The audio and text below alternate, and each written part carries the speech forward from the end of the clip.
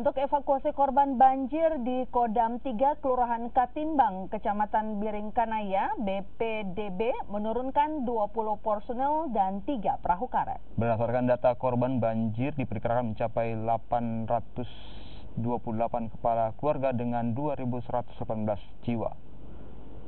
20 personel dan 3 perahu karet diturunkan Badan Penanggulangan Bencana Daerah Kota Makassar untuk mengevakuasi warga yang terkena banjir di Kodam 3 Kelurahan Katimbang, Makassar.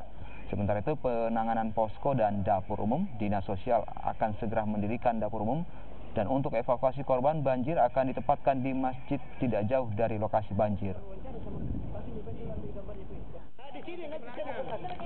Personil dari sini lebih 20 orang dengan peralatan 3 perahu, dan perahu yang satu itu memang sudah disembaikan satu di sini dari bulan lalu memang. Persiapan. Difokuskan evakuasi apa ini, Pak? Kita fokuskan jiwanya, karena memang perahu karet itu tidak bisa kalau barang kita begitu. Yang orang lansia tadi sudah beberapa orang lansia difungsikan ke dataran yang tinggi.